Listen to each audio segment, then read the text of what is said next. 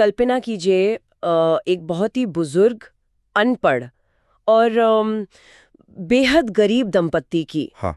जिन्होंने अपना इकलौता जवान बेटा खो दिया है। ओहो। हाँ, वही बेटा जो उनके बुढ़ापे की लाठी था, परिवार का एकमात्र कमाने वाला सदस्य था। बहुत ही दुखद स्थिति है। बिल्कुल। अब तस्वीर का दूसरा पहलू देखिए। उनकी एक बहू है, ठीक है। जो उत्तर प्रदेश पुलिस में कांस्टेबल के पद पर तैनात है। अच्छा, मतलब एक सरकारी नौकरी है। हाँ, बिल्कुल। उसके पास अपनी एक पक्की और स्वतंत्र आय है, और सबसे बड़ी बात ना, पति की मृत्यु के बाद मिलने वाले जितने भी सर्विस बेनिफिट्स होते हैं, हाँ, वित्तीय सेवा लाभ। हाँ, वो सारे वित्तीय लाभ भी उसी बहू को मिले हैं। ठीक है। अब अगर आप सड़क पर चलते किसी भी आम इंसान से पूछेंगे ना कि क्या इस आत्मनिर्भर बहू को उन बेसहारा बुजुर्ग सास ससुर की आर्थिक मदद करनी चाहिए, तो जवाब तो बिल्कुल स्पष्ट ही होगा। हाँ, शायद 100 में से 100 लोग कहेंगे कि बिल्कुल, इंसानियत तो यही कहती है। सही बात है, समाज तो यही उम्मीद करता है। लेकिन भारत के कानून ने और विशेष रूप से इलाहाबाद हाई कोर्ट के एक ताज़ा और ऐतिहासिक फैसले ने इस पर बहुत ही साफ शब्दों में कह दिया है, नहीं। बिल्कुल नहीं। और आज की हमारी इस विस्तृत चर्चा का विषय यही है। हम अक्सर मान लेते हैं कि जो नैतिक रूप से सही है ना, जो इंसानियत के नाते किया जाना चाहिए, वही कानूनी रूप से भी बाध्यकारी होगा। लेकिन आज हम इस बात की गहराई में जाएंगे कि कैसे कभी-कभी हमारी इंसानियत की किताब और देश के कानून की किताब के पन्ने बिल्कुल अलग-अलग बातें कहते हैं। देखिए, ये एक बहुत ही सटीक और झकझोर देने वाली शुरुआत है। और यही वो बिंदु है जहां आज का ये गहन अध्ययन सबसे ज्यादा प्रासंगिक हो जाता है। बिल्कुल। मतलब ये सिर्फ एक परिवार के झगड़े की कहानी नहीं है। हाँ, उससे कहीं बढ़कर है। ये एक ऐसी केस स्टडी है जो हमारे पूरे कानूनी ढांचे की ना बुनियादी प्रकृति का पर्दाफाश करती है। हम सभी के दिमाग में ये भ्रम होता है कि अदालतें सही और गलत के बीच फैसला करने के लिए बैठी हैं। बिल्कुल, हमें तो यही लगता है कि कोर्ट मतलब न्याय। हाँ, लेकिन ये मामला हमें दिखाता है कि भारतीय कानून में सामाजिक या नैतिक अपेक्षाओं और कठोर कानूनी दायित्वों के बीच की जो रेखा है ना, वो कितनी गहरी और कितनी स्पष्ट खींची गई है। तो चलिए इस कानूनी और भावनात्मक चक्रव्यूह को थोड़ा और बारीकी से समझते हैं। बिल्कुल, चलिए। इस पूरी चर्चा का आधार आगरा का वो मामला है जहां 2025 के फैमिली कोर्ट के एक फैसले के खिलाफ ना इस बुजुर्ग जोड़े ने हाई कोर्ट का दरवाजा खटखटाया था। अपील की थी उन्होंने। हाँ, उनकी स्थिति किसी भी नजरिए से देखें तो एक त्रासदी है। बिल्कुल। वे न केवल वृद्ध और निरक्षर हैं, बल्कि अत्यंत गरीब, या कहें कि बिल्कुल इंडिजेंट स्थिति में हैं। एकदम बेसहारा हैं। उनका मुख्य तर्क ये था कि उनकी इस दयनीय हालत को देखते हुए बहू का जो उनके प्रति एक नैतिक दायित्व बनता है ना, मॉरल ड्यूटी, हाँ, उसी को उसका कानूनी दायित्व मान लिया जाना चाहिए। ठीक है। और अगर हम सिर्फ एक इंसान के तौर पर सोचें तो उनकी ये मांग बहुत ही स्वाभाविक लगती है। बिल्कुल लगती है। जब उस बहू को अपने मृत पति के सारे आर्थिक लाभ मिल रहे हैं, तो क्या स्वाभाविक रूप से उस बेटे के बूढ़े माता पिता की जिम्मेदारी उस पर नहीं आनी चाहिए? ये आम आदमी तो यही सोचेगा। मैं भी यही सोच रही थी। मुझे लगता है कि ऐसी असाधारण और दुखद परिस्थितियों में ना कानून को थोड़ा लचीला होकर मानवीय भावनाओं को तरजीह देनी चाहिए। देखिए, आपकी इस बात में जो दर्द है और जो तर्क है ना, वो समाज के नजरिए से एकदम जायज है। हाँ, है ना? बिल्कुल। जब हम किसी त्रासदी को देखते हैं तो हम चाहते हैं कि सिस्टम एक सुपर हीरो की तरह काम करे। हाँ, सब कुछ ठीक कर दे, ठीक कर दे, बिल्कुल सब ठीक कर दे। लेकिन जस्टिस मदन पाल सिंह की अदालत ने जो फैसला सुनाया ना, वो सिस्टम के काम करने के असली तरीके को उजागर करता है। अच्छा, क्या कहा उन्होंने? अदालत ने बहुत ही स्पष्ट रूप से कहा कि एक बहू पर अपने सास ससुर का भरण पोषण करने का कोई कानूनी दायित्व नहीं है। बिल्कुल शून्य। बिल्कुल शून्य। कोर्ट ने अपने फैसले में ना दो अवधारणाओं के बीच एक बहुत ही तीखी और सख्त लकीर खींची है। कौन सी दो अवधारणाएं? पहला है नैतिक कर्तव्य या कह लें मॉरल ड्यूटी, और दूसरा है वैधानिक दायित्व या स्टैट्यूटरी लायबिलिटी। तो इस लकीर को थोड़ा और स्पष्ट करते हैं श्रोताओं के लिए। जी। जब अदालत नैतिक कर्तव्य की बात करी है, तो क्या वो ये मान रही हैं कि बहू को मदद करनी चाहिए, बस अदालत उसे मजबूर नहीं कर सकती? एकदम सटीक समझे आप।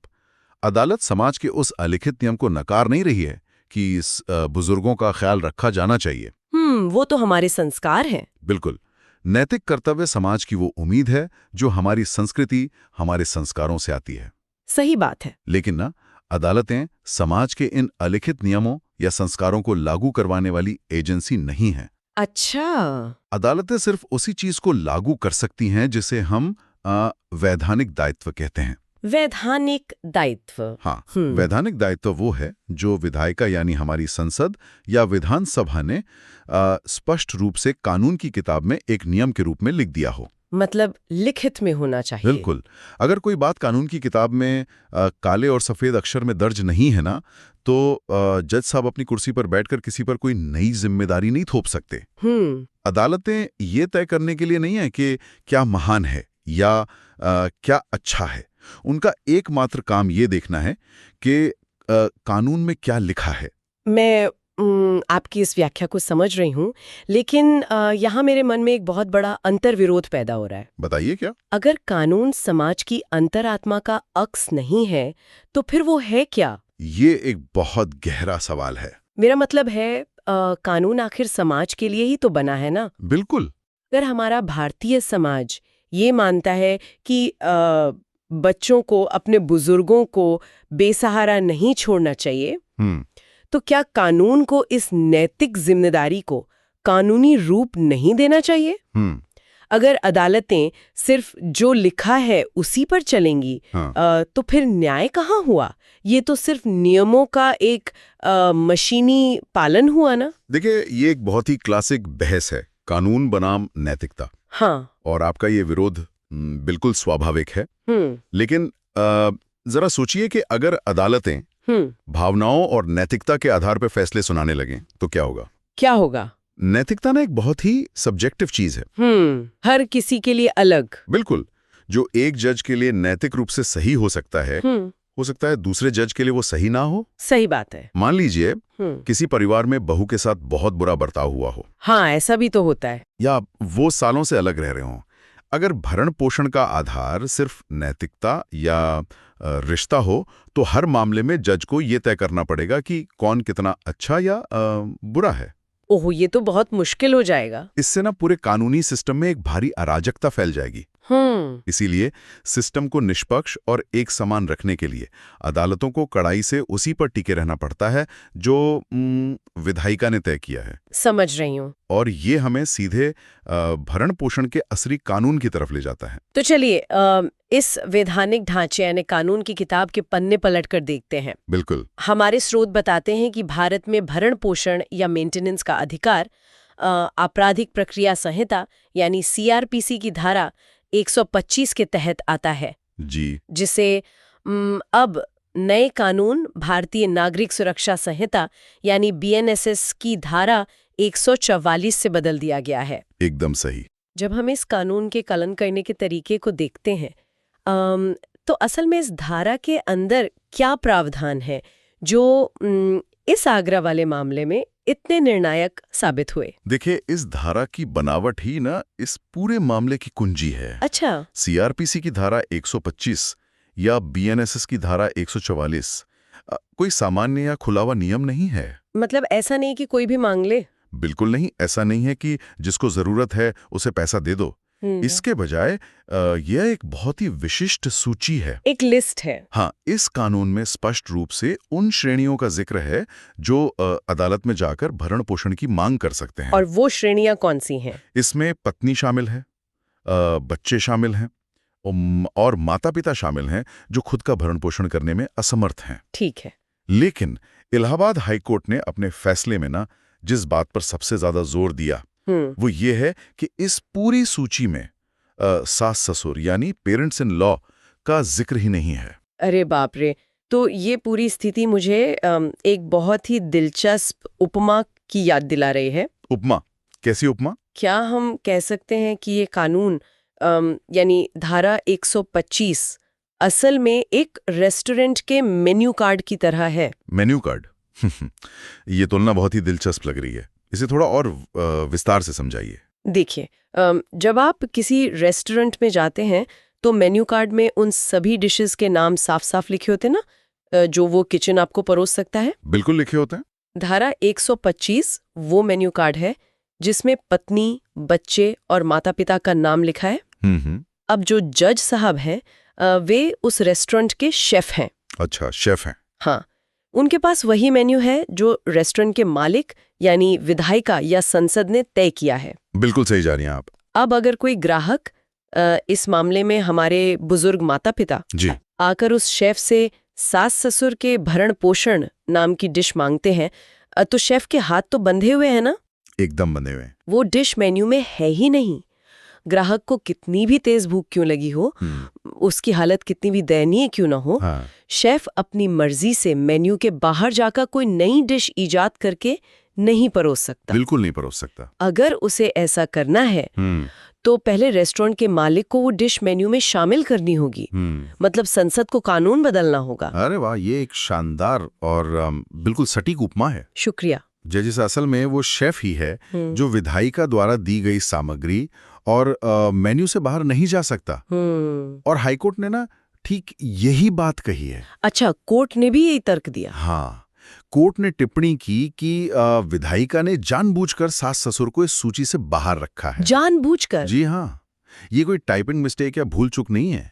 कानून बनाने वालों ने जब ये सूची बनाई ना तो उन्होंने बहुत सोच समझकर यह तर्क किया कि मेंटेनेंस का कानूनी दायरा खून के रिश्तों तक ही सीमित रहेगा, जैसे माता पिता और बच्चे, या फिर सीधे वैवाहिक रिश्ते जैसे पति पत्नी तक। जब विधायिका ने ही सास ससुर को भरण पोषण मांगने वालों की सूची में नहीं रखा तो कोई भी जज या अदालत अपनी मर्जी से किसी बहू पर यह जिम्मेदारी थोप नहीं सकती। समझ गई। कानूनी भाषा में कहें तो कोर्ट ये दायित्व बहू पर फास्टन नहीं कर सकता। मेन्यू वाली ये बात तार्किक रूप से तो बिल्कुल सही बैठती है, लेकिन इस मामले में एक और परत है जो मुझे लगातार परेशान कर रही है। क्या परत है वो? और मुझे यकीन है कि जो लोग इस चर्चा को सुन रहे हैं ना उनके दिमाग में भी ये सवाल जरूर आ रहा होगा। अच्छा, वो है पैसे का एंगल। हाँ, पैसा। देखिए, बहू उत्तर प्रदेश पुलिस में कांस्टेबल है, वो बात अलग है, लेकिन उसे अपने मृत पति के सारे सर्विस बेनिफिट्स भी तो मिले हैं ना? बिल्कुल मिले हैं। प्रोविडेंट फंड, ग्रेचुइटी, जीवन बीमा का पैसा, ये सब वो संपत्ति है जो उस बेटे ने कमाई थी। सही बात है। अगर वो बेटा जिंदा होता तो क्या वो उस पैसे का इस्तेमाल अपने बूढ़े माता पिता को पालने के लिए नहीं करता? जरूर करता। जब बहू को वो सारा पैसा मिल गया तो क्या उस पैसे के साथ साथ परिवार को पालने की जिम्मेदारी स्वतः ही उस पर ट्रांसफर नहीं हो जानी चाहिए? ये एक बहुत ही वाजिब सवाल है। क्या कानून सिर्फ नियमों का अंधा पालन कर रहा है और इस स्पष्ट आर्थिक लाभ को नजरअंदाज कर रहा है?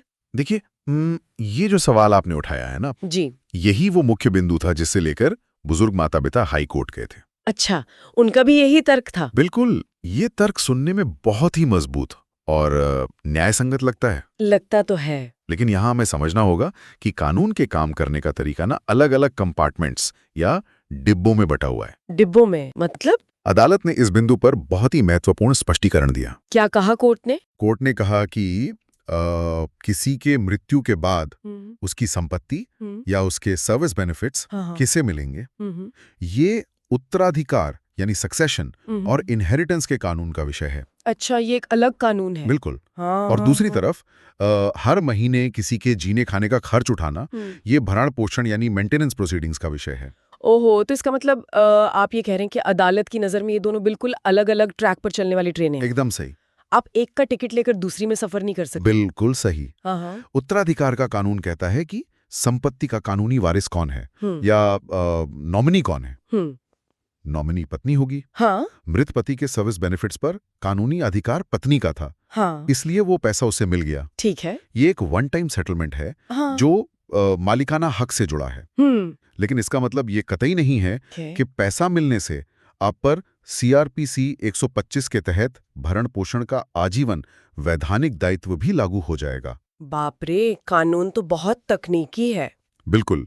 मेंटेनेंस का कानून संपत्ति के ट्रांसफर पर निर्भर नहीं करता, वो उन विशिष्ट रिश्तों की सूची पर निर्भर करता है जिसके बारे में हमने अभी मेन्यू कार्ड वाले उदाहरण में बात की। हाँ, कि डिश मेन्यू में होनी चाहिए। आप पारिवारिक अदालत में जाकर ये नहीं कह सकते कि क्योंकि बहू को बेटे का पैसा मिला है इसलिए अब उसे हमें हर महीने गुजारा भत्ता देना होगा। भरण पोषण की कार्यवाही संपत्ति के बंटवारे या सर्विस बेनिफिट्स की दलीलों पर नहीं चलती। ये सच में एक आंखें खोलने वाला बिंदु है ना? हम अक्सर मान लेते हैं कि अगर आपको अधिकार मिला है तो जिम्मेदारी भी पैकेज डील में मुफ्त मिलेगी। लेकिन कानून इस तरह से काम नहीं करता। हाँ, कानून इस तरह से पैकेज डील में काम नहीं करता। अच्छा, इस मामले में एक और तकनीकी पेज था जिसका जिक्र हमारी स्रोत सामग्री में है। कौन सा पेज? अनुकंपा के आधार या कंपैशनेट ग्राउंड्स पर मिलने वाली नौकरी का। हाँ, ये एक बहुत महत्वपूर्ण बिंदु है। अदालत ने विशेष रूप से ये टिप्पणी क्यों की कि ऐसा कोई सबूत नहीं है जिससे साबित हो कि बहू को पुलिस की नौकरी अनुकंपा के आधार पर मिली थी। इस बात का इस पूरे फैसले से क्या लेना देना है? देखिए, इस बिंदु को समझना बहुत जरूरी है क्योंकि ये दिखाता है कि कानून पूरी तरह से अंधा नहीं है। अच्छा। वो हर तकनीकी संभावना को जांचता है। अनुकंपा के आधार पर नौकरी तब दी जाती है जब परिवार के मुख्य कमाने वाले की अचानक मृत्यु हो जाती है। हाँ, ताकि परिवार सड़क पर ना आ जाए। बिल्कुल। परिवार को तुरंत आर्थिक संकट से बचाने के लिए मृत कर्मचारी के किसी आश्रित को नौकरी दे दी जाती है। तो अगर मैं सही समझ रही हूँ तो अदालत ये देख रही थी कि क्या बहू को वो कांस्टेबल की नौकरी सिर्फ इसलिए मिली थी ताकि वो उस पूरे परिवार को, जिसमें सास ससुर भी शामिल हैं, हाँ, उन्हें आर्थिक रूप से सहारा दे सके। क्या वहाँ कोई ऐसी छिपी हुई कानूनी शर्त थी? आपने बिल्कुल सही पकड़ा। अच्छा। अगर ये साबित हो जाता कि बहू को वो नौकरी अनुकंपा के आधार पर परिवार को बेसहारा होने से बचाने के एक स्पष्ट उद्देश्य के साथ मिली है, तो क्या होता? तो शायद वहां उस रोजगार और सास ससुर के भरण पोषण के बीच एक कानूनी नेक्सस या संबंध स्थापित हो सकता था। तब शायद फैसला अलग होता। हाँ, ऐसी स्थिति में शायद कोई अलग कानूनी रास्ता खुल सकता था। लेकिन इस आगरा वाले मामले में रिकॉर्ड पर ऐसा कोई सबूत मौजूद नहीं था। मतलब उसने अपनी मेहनत से नौकरी पाई थी। बिल्कुल। बहू अपनी योग्यता से उत्तर प्रदेश पुलिस में कांस्टेबल है और उसकी अपनी एक स्वतंत्र आय है। इसलिए ना वो अनुकंपा वाला अपवाद भी यहाँ लागू नहीं होता। तो अगर हम आज की इस पूरी विस्तृत चर्चा को समेटें और इसे एक बड़ी तस्वीर के रूप में देखें जी, तो हमारे सामने क्या निकल कर आता है? आज हमने देखा कि कैसे समाज की भावनाएं और कानून की धाराएं दो अलग अलग पटरियों पर दौड़ती हैं। बिल्कुल अलग पटरियों पर। एक तरफ वो बुजुर्ग माता पिता हैं जिन्हें देखकर हमारी इंसानियत रोती है, और दूसरी तरफ वो वैधानिक ढांचा है जो अपनी सीमाओं से बंधा है। सही कहा आपने। इस पूरे विश्लेषण का सबसे बड़ा आहा पल यही है ना कि अदालतें अपनी तरफ से कानून का विस्तार करके नैतिक कर्तव्यों को लागू नहीं कर सकती। एकदम से। वित्तीय भरण पोषण पूरी तरह से विधायिका द्वारा लिखे गए शब्दों पर निर्भर करता है, न कि किसी की सहानुभूति पर या किसी को मिलने वाले सर्विस बेनिफिट्स पर। और ये जानना हर उस व्यक्ति के लिए बहुत महत्वपूर्ण है जो कानूनी अधिकारों और पारिवारिक जिम्मेदारियों के बीच के अंतर को समझना चाहता है। बिल्कुल। ये केस स्टडी स्पष्ट रूप से स्थापित करती है कि वित्तीय लाभ प्राप्त करने का अर्थ कानूनी तौर पर सभी पारिवारिक जिम्मेदारियों का हस्तांतरण नहीं है। जो कानून में नहीं है उसे अदालत लागू नहीं कर सकती। लेकिन इस सब के बीच ना जब हम इस कानूनी भूल भुलैया से बाहर आते हैं तो मुझे एक बात बहुत खटक रही है। क्या बात? अदालत ने कहा कि विधायिका ने जानबूझकर सास ससुर को भरण पोषण के कानूनों से बाहर रखा है। जी, कहा था। अगर ये सच में जानबूझकर किया गया फैसला है तो समाज के उस सबसे कमजोर वर्ग का क्या होगा जो इस गैप में फंस गया है? यही वो सवाल है जो मुझे भी इस पूरे केस को पढ़ने के बाद से परेशान कर रहा है ना? और मैं चाहूंगा कि हमारी इस चर्चा को सुनने वाले सभी लोग इस पर विचार करें। बिल्कुल सोचना चाहिए। जब किसी परिवार में मुख्य कमाने वाले बेटे की मृत्यु हो जाती है जी, और बहू अपनी स्वतंत्र आय और पति के लाभों के साथ अपना जीवन आगे बढ़ा रही है, जो कि कानूनी रूप से उसका अधिकार भी है। हाँ, अधिकार है, तो पीछे छूट गए उन अनपढ़ और गरीब बुजुर्गों का क्या? अगर विधायिका ने ये तय किया है कि बहू उन्हें पालने के लिए कानूनी रूप से बाध्य नहीं है और बेटा अब इस दुनिया में नहीं है जी, तो उन बुजुर्गों के संरक्षण की वास्तविक जिम्मेदारी आखिर किस पर आती है? ये तो हमारे सिस्टम पर एक बहुत बड़ा सवालिया निशान है। बिल्कुल। क्या विधायिका का ये जानबूझकर लिया गया फैसला हमारे सामाजिक और कानूनी सिस्टम में एक ऐसा खालीपन, एक वैक्यूम पैदा कर रहा है जहां बेसहारा बुजुर्गों के पास कोई कानूनी सहारा ही नहीं बचता? हाँ। क्या राज्य या सरकार को इस खालीपन को भरने के लिए आगे आना चाहिए? आना तो चाहिए। या क्या हम एक समाज के रूप में सिर्फ ये कहकर पल्ला झाड़ सकते हैं कि ये तो बस एक नैतिक जिम्मेदारी है, हमारा इससे कोई कानूनी लेना देना नहीं? ये एक ऐसा ज्वलंत सवाल है जिसका जवाब किसी कानून की किताब में नहीं, बल्कि शायद एक समाज के रूप में हमारी अपनी सामूहिक अंतरात्मा में छिपा है। बहुत सही कहा आपने। और इसी विचारोत्तेजक सवाल के साथ हम आज के इस गहन अध्ययन को यहीं विराम देते हैं। जी। कानूनी रूप से क्या सही है और मानवीय रूप से क्या सही है, इसके बीच का ये धुंधलापन हमेशा हमें सोचने पे मजबूर करता रहेगा।